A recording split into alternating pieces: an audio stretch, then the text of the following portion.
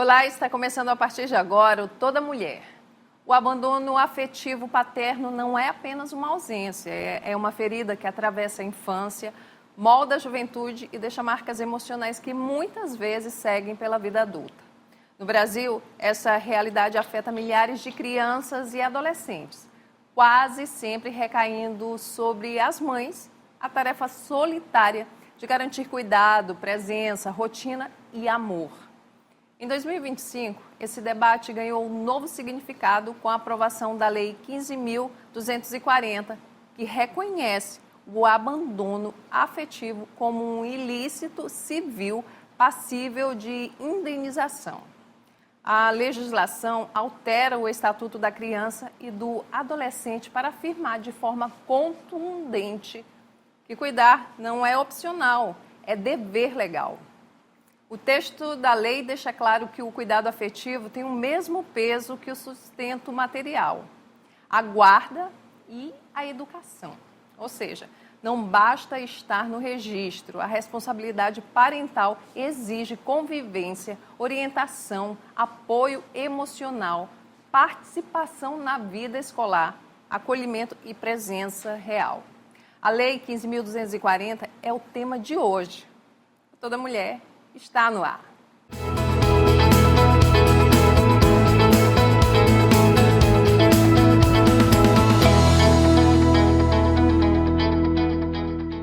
E a convidada do Toda Mulher de hoje é a advogada Renata Memória. Ela é especialista em Direito das Famílias e Sucessões. Seja muito bem-vinda, Renata. O programa de hoje é o Toda Mulher. Obrigada, Márcia. Fico muito agradecida por estar aqui nesse programa, falando sobre um tema de extrema importância. De extrema importância porque a gente está falando sobre um grupo muito importante e vulnerável, né, que são crianças e adolescentes. Que é o momento da vida em que eles só têm ali pai e mãe. E acaba incluindo as mães em todo esse processo. E a minha primeira pergunta é o seguinte: quanto é que custa essa indenização? Quanto custa o abandono afetivo, não é? E eu falo questões, né, financeiras, reais, dinheiro, já que é uma punição, não é? Que agora vai ter que mexer no bolso para fazer valer aquilo que já é uma obrigação, teria que ser algo natural, não é? Quanto custaria? Como é que isso é mensurado, Renato? Espera-se, né, que como você falou, você bem falou, que esse tipo de comportamento, né, se daria de forma espontânea, natural, né? Visto que a gente está falando de pai e de mãe, né? Mas já é uma realidade, antes mesmo da Lei 15.240, já era uma realidade nos tribunais, essas ações indenizatórias. E em relação a valores, depende de cada caso, né? Até porque a gente está falando de impacto nesse desenvolvimento. Então, os magistrados, os juízes, né, eles vão avaliar cada caso para saber o tamanho desse impacto, né, o quanto desse impacto, para avaliar essas indenizações. De fato, assim, foi o que me causou, assim, a gente até conversou um pouco antes sobre isso, uma curiosidade, não é? Porque você mensurar o amor, mensurar o afeto, não é? Aí, assim, a pessoa que entra, né, é cobrada por essas questões. E agora, por lei, não é? Como é que fica esse cálculo? Eu fiquei curiosa, né? Como é que a justiça vai calcular isso? É baseado na pensão que ele já é obrigado a pagar? É um extra? Como é que funcionaria, mais ou menos tecnicamente explicando esse cálculo, Renata? A justiça, ela avalia mesmo o impacto psicológico daquela criança. Até porque, para se entrar com uma ação de indenização, né, se leva em consideração esse impacto, né? É a omissão, né? Essa ausência, né? Essa omissão nesse dever parental, mas também esse impacto negativo, né? E aí a relação entre uma coisa e outra, né? É preciso que essa omissão injustificada, também é importante falar, é preciso que haja essa omissão injustificada ali da mãe ou do pai, do genitor ou da genitora, mas é preciso também que exista esse impacto psicológico, né, nesse desenvolvimento desse menor, dessa criança ou desse adolescente. E o valor dessa indenização, ela vai girar em torno disso, né? Quanto tempo foi essa omissão, né? Quanto trouxe de impacto para a vida dessa criança, para a vida desse adolescente, né? Tem casos, Márcia, em que já é uma pessoa adulta e aí ela entra com uma ação de indenização porque ficou a vida inteira sem a participação daquele pai, né? Então, assim, foi a vida inteira negligenciada, sem a participação de forma alguma na vida dela. Então, assim, e aí uma pessoa já adulta passou a vida inteira, isso trouxe muito mais impacto do que uma criança que tem 12 anos. Um exemplo, né, que passou ali até os 12 anos sem a presença daquele pai. Então, assim, o magistrado, ele vai avaliar cada caso. Certo. A gente sempre comemora, não é, qualquer legislação que venha, né, para proteger mais as crianças, os adolescentes e dar um suporte maior para as mães, porque infelizmente a gente sabe que no país e, digamos, no mundo inteiro, os abandonos ocorrem, em sua maioria, pelos homens, os pais que acabam deixando sobre a mulher a responsabilidade e até ela é muito cobrada, não é? Se lá na frente acontece alguma coisa com essa criança, com esse filho, a primeira a ser apontada é a mulher que fica, às vezes, sozinha com a responsabilidade de criar, além de ter que trabalhar, de fazer tudo sozinha. Mais uma lei dessa vem para a gente se sentir mais protegido, mais acolhido pela justiça. Mas outra dúvida que vem em relação, e a Renata está aqui para, né, nos ajudar a tirar essas dúvidas, é como é que as mulheres, né, as mulheres que procuram a justiça hoje, já têm conhecimento e de que forma que elas, né, absorvem essa notícia de que elas podem, né, buscar essa indenização extra, né, do pai. Não dá um medo da pessoa que não é um bom pai, não quer saber do filho, pagar pensão e de repente dizer, não, a partir de agora eu vou ser mais presente. Não dá um certo medo? Não tem você não tem visto isso, não? Existe esse receio, Como é que né? funciona Esse isso? medo, até porque você está obrigando uma pessoa a exercer um cuidado, um afeto, uma presença. Mas, de antemão, é preciso entender que a convivência é direito da criança, Sim. da criança e do adolescente, é direito do filho. E a mãe, na busca por esse direito, ela deve ali, em primeira mão, garantir que o pai se faça presente. E aí, em casos desse pai, né, e aí se voltando tanto para o pai quanto para a mãe, até porque quando a gente fala de abandono afetivo, ambos os dois, né, Acontece, tanto para né? pai... É raro, mas acontece. É raro, A vou te mãe. dizer que pela minha experiência é bem raro, né, é mais comum a gente encontrar os pais, né, se eximindo mais dessa responsabilidade. Mas, em um outro cenário, se houver algum tipo de abuso, negligência, algum impacto negativo na vida dessa criança, a mãe ela pode, sim, pedir essa alteração de guarda e até o magistrado ele pode, naquele caso, intervir com uma medida cautelar para proteger aquela criança ou adolescente. E é um trabalho muito sensível, precisa ser de muita responsabilidade e muito sensível para avaliar uma situação, porque numa separação, não é, de corpos, de um casal que se separa, essa separação geralmente traz alguns prejuízos emocionais para os filhos. Mas, às vezes, a separação é necessária por uma série de motivos, não é? Porque ninguém é obrigado, de fato, a viver com a outra pessoa se ele não tem aquele vínculo. Mas filho é um vínculo que é para a vida toda. E a gente está falando de uma família que, às vezes, convive 10, 15 anos e, de repente, separa e, no auge da adolescência da criança, naquela fase... da criança não, no auge da adolescência daquele jovem é uma fase de muitas mudanças, né, e que ele está passando por muitas questões emocionais, etc e tal, e aí o pai ou a mãe sumir, desaparecer da vida dela, torna a vida dela mais difícil. E aí eu fico pensando também no juiz, no magistrado, que vai dar essa sentença, não é? E aí outra questão tem que esperar acontecer algo de ruim primeiro, não dá para antecipar, né? Não dá. Se nunca fez mal, é um risco que esse jovem acaba correndo. Sim, sim. E, em primeira mão, é garantir essa convivência, né? Havendo algum tipo de abuso, algum tipo de violência, algo que vá trazer um impacto negativo, realmente, aí sim, aí o outro genitor deve sim, para deixar também aquela criança ou adolescente a viver em um local saudável, em um ambiente saudável. Né? É direito da convivência daquele adolescente conviver com a mãe ou com o pai, mas também é direito daquele adolescente conviver em um ambiente saudável, independente se for com o pai ou com a mãe, né? Agora, a lei de alienação parental. Existe uma lei, não é? Se eu não me engano, sim. não é? Nesses casos, uma coisa acaba se chocando com a outra, ali você obriga a criança, aliás, não é questão de obrigação. A lei do abandono afetivo permite que a criança tenha, ou adolescente tenha convivência com o pai ou a mãe que o abandonou.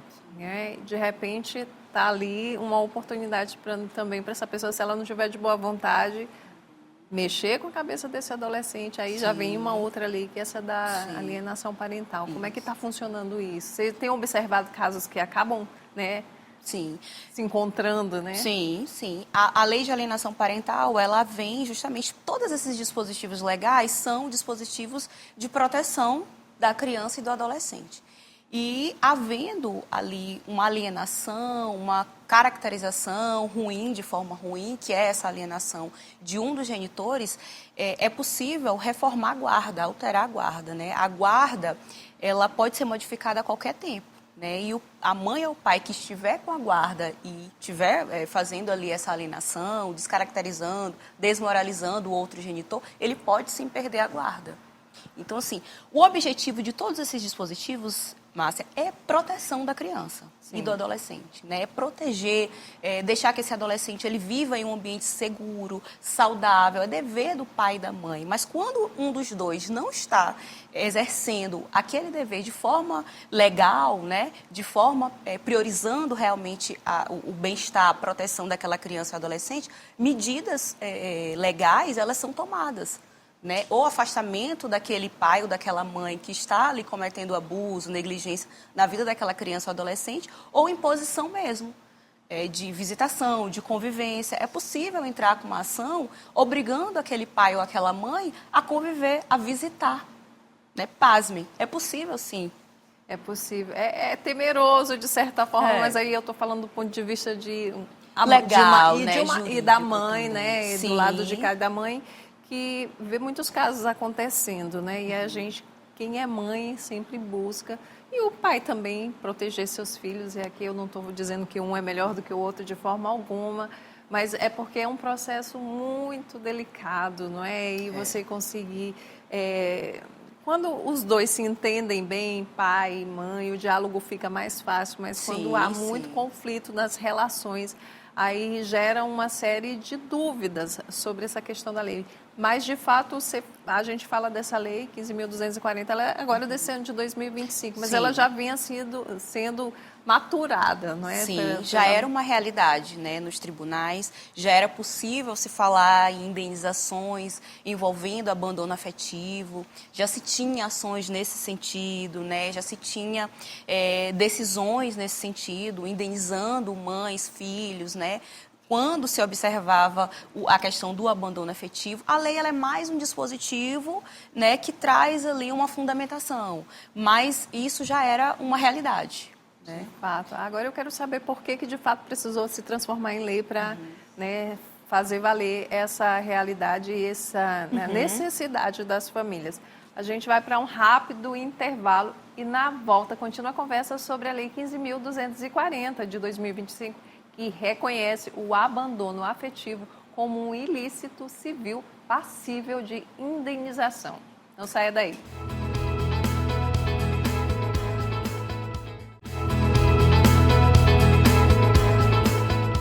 Estamos de volta pela TV Assembleia e redes sociais com Toda Mulher. Hoje o papo é com a advogada Renata Memória. Renata, a gente estava falando sobre essa lei, que já existia um entendimento, né? A justiça já compreendia que esse abandono afetivo traz uma série de prejuízos, sobretudo para as crianças e adolescentes e até a vida adulta. Sim. Você tem o direito de buscar essa indenização. Mas por que, mesmo havendo esse entendimento, foi necessário que ela se transformasse numa lei? A lei ela é reflexo do que está acontecendo, né? Sempre que a gente vê uma lei nova, já existe uma realidade nos tribunais. E a lei ela vem para deixar tudo uniforme, né? Para não ter divergência de entendimento nenhum, né? existia magistrado que decidia de uma forma, existia outro magistrado que decidia de outra, que não tinha esse entendimento. E a lei, ela é um dispositivo mais direto, que deixa tudo mais uniforme. Meio que padroniza Padroniza o entendimento, Foi configurado, então, agora assim, a leitura sobre o valor dessa indenização é que fica muito... É que depende muito desse impacto, do quanto desse impacto trouxe na vida daquele ser humano, né? Ou na fase adulta, ou ainda na fase da adolescência, ou na infância. Depende muito desse impacto, né? Seria o quê? Laudos psicológicos, esse Sim. tipo de um acompanhamento, um laudo médico para comprovar? Seria uma prova? Sim, laudos técnicos, né, de psicólogos, né, são uma prova importante, né? Registros também de escola. Aquele pai nunca participou de uma reunião escolar, ausente. Aquele pai nunca foi no Dia dos Pais na escola, nunca foi numa feira de ciências ali na escola. Também é um registro de que ele se ausentou na vida escolar daquela criança e daquele adolescente. Chamadas, sempre ligou, mas sempre foi frustrada essas ligações, mensagens, né, também caracteriza essa omissão, tentativa de contato com aquele genitor, com aquela genitora, e aí não foi, aquela criança nunca teve ali acesso, tentou ter acesso, mas não teve acesso, ou existiu uma dificuldade de acesso. E a gente está falando de um reflexo de uma sociedade que sempre deixou a responsabilidade com a mãe, né, com a mulher, porque a mulher ela foi criada para cuidar do outro, cuidar da família, cuidar do filho. E aí, nessa obrigação, acaba que a mulher fica sobrecarregada, e não é à toa que as estatísticas de mulheres adoecidas, né, ansiedade, depressão, entre outras questões, essa estatística, infelizmente, é muito alta. A gente estava falando sobre um burnout aqui no intervalo, Sim. né, Renata? Hoje a gente fala sobre burnout materno, né, que é essa sobrecarga, essa exaustão da mãe solo, que carrega essa maternidade sozinha, né, quando deveria ser dividido. Né, a responsabilidade é dos dois, da mãe e do pai.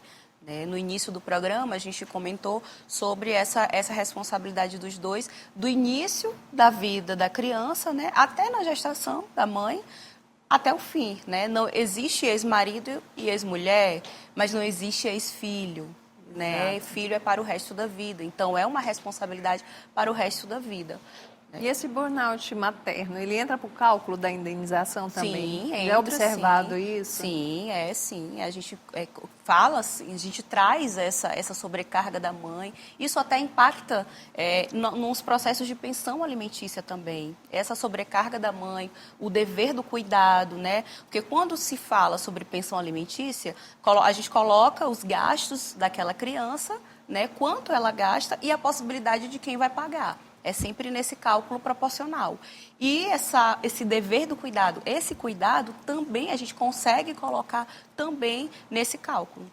E aí a gente fica meio que esperançosa, né? Porque parece que finalmente a legislação está ali, a realidade da mulher está sendo, né, percebida, está havendo uma sensibilidade maior, mas na prática, como é que está o acolhimento dessa mulher na justiça com essas questões familiares, não é? Porque o que se observa são muitos testemunhos que eu já ouvi de amigas de amigas, de mulheres que quando precisam, né, de buscar a justiça para isso, tem uma demora, tem às vezes um descuido, digamos, não é?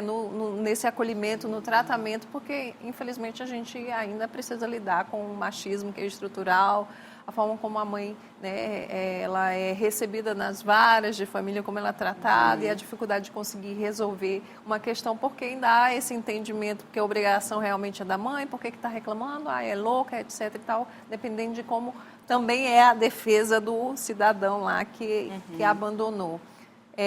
Você acha que está mudando esse cenário ou ainda precisa muita coisa ser mudada no campo desse acolhimento jurídico para a mãe? Precisa ser mudado.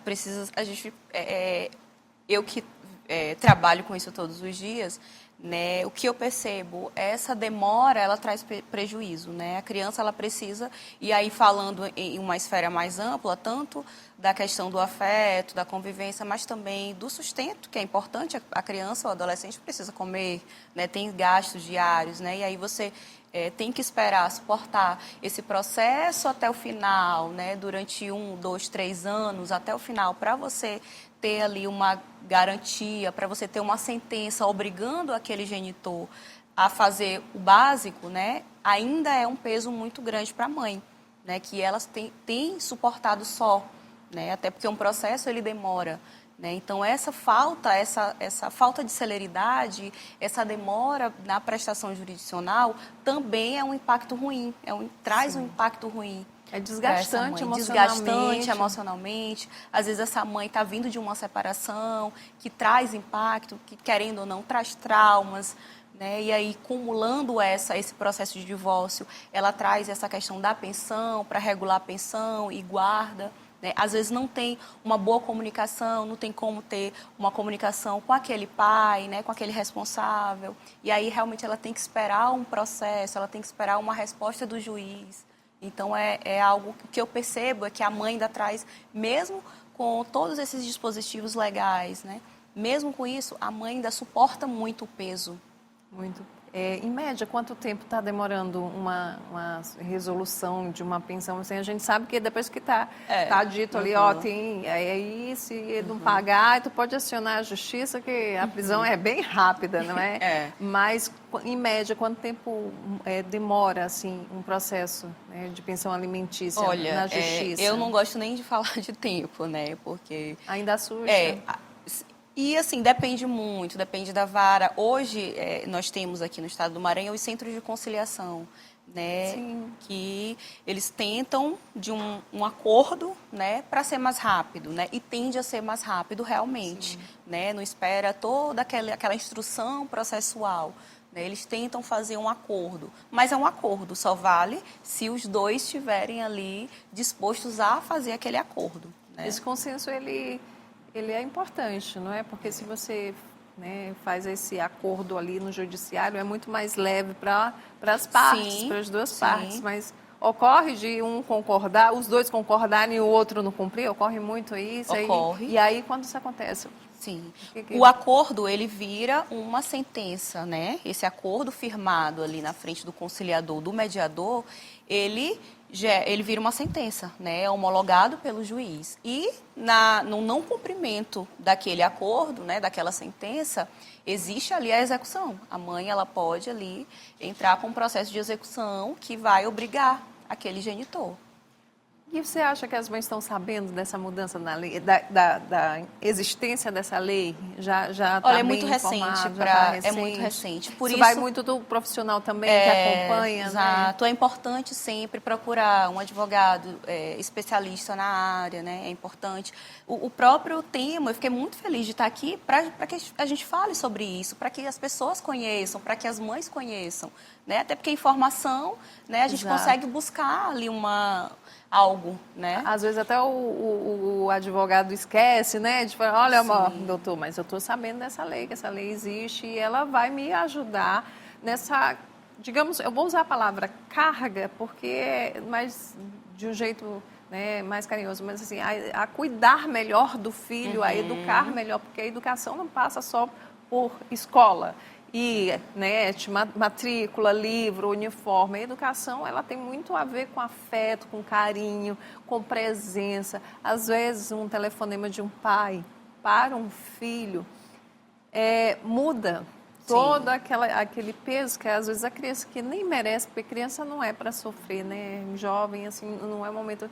Às vezes, aquilo ali traz uma felicidade tão grande que custa, então, esse pai ou essa mãe que está longe... Pegar um telefone uma vez por dia, 3 vezes na semana, dar uma ligadinha para perguntar como é que tá na escola. Olha, eu não posso ir na tua reunião hoje, mas quando será a próxima reunião? Para ele se sentir acolhido, para se tornar um adulto mais seguro, não é? Sim. Porque muita insegurança ali no adulto hoje está bem relacionado mesmo com essa ausência. Exatamente. E para o desenvolvimento também, né? A infância, a juventude é uma fase de desenvolvimento daquele ser humano, ele vai ser um futuro adulto.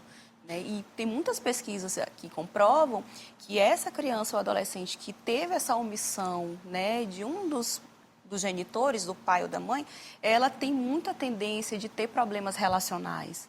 Né? Ou problemas também psicológicos, depressão, né? É um adulto que vai ter problemas ali, que vai trazer de alguma forma um impacto negativo. Exatamente, e essa questão precisa ser vista com muita urgência, com muita sensibilidade, até para a gente tornar a convivência da sociedade algo um pouco mais leve, na verdade, não é? A gente vê hoje que o reflexo desses inúmeros abandonos, da violência doméstica em casa, de uma criança que convive num lar, né, atribulado ou é abandonada assim, lá na frente, pode se tornar também ou uma pessoa que vai sofrer agressão ou alguém que vai cometer alguma agressão. Então, assim, buscar o equilíbrio. Quando a gente não precisa o casal estar, né, debaixo do mesmo teto, o que precisa lembrar sempre é que o filho é para sempre. Não é, Renata? O filho é para sempre. Qual a tua mensagem, Renata, para essas mães que estão aí acompanhando a entrevista, né? Você que também atua ali na Casa da Mulher Brasileira, não é? Deve conviver muito, deve conhecer muitas mulheres que vão à procura de ajuda em diversos sentidos. Qual é a tua mensagem para elas? Bom, primeiro, pensar sempre nessa proteção, deixar esse filho em primeiro lugar. Né? Às vezes eu vejo muitas mães tentando guerrear ali, porque houve uma dissolução e colocando a criança ali no meio dessa guerra. Né? Mas, assim, pensar sempre no melhor interesse dessa criança, que é o que o próprio Estatuto da Criança fala, né? A gente se baseia sempre no princípio do melhor interesse da criança e do adolescente. Então, pensar no melhor em todas as esferas, seja a esfera material, do sustento, patrimonial, afetiva, né? Conviver, trazer esse genitor, fazer com que esse genitor participe da vida dessa criança. O diálogo é muito importante, é sempre, nos casos que eu atuo, é sempre o que eu oriento, né? Vamos tentar o diálogo primeiro com esse genitor. É importante que esses dois, eles tenham um diálogo, eles tenham uma boa relação para a criação dessa criança, até porque eles vão ter que decidir muitas coisas na vida dessa criança, né?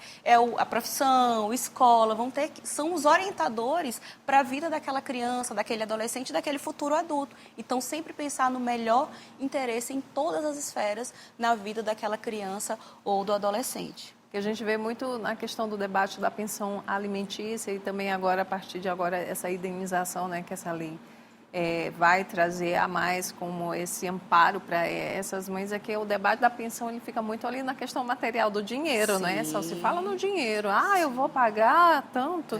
Assim, esquece todo o resto que tem por trás. O dinheiro é básico. Se a mulher está criando o filho sozinha, ela precisa sim, de fato, que essa criança, dar condições para essa criança ter uma alimentação saudável, poder ir, né, ter uma vida, né, pelo menos minimamente possível. E isso tem muito a ver com a vida do pai também, não é? Sim. Porque se o pai vive bem, ganha bem, ele tem que oferecer a mesma coisa para o filho, não mais para um e menos para outro. Eu acho que esse equilíbrio está aí. Então, a discussão sobre pensão alimentícia, ela não pode ficar só nisso, a compreensão de que essa pensão alimentícia é só uma parte daquela obrigação que um pai e uma mãe têm com relação a essa criança, a esse adolescente. Renata, eu queria te agradecer sua presença aqui no programa Toda Mulher. É um prazer recebê-la, trazer esses esclarecimentos que são muito importantes para a gente, né? Estamos à disposição, sempre que tiver novidade é só nos procurar.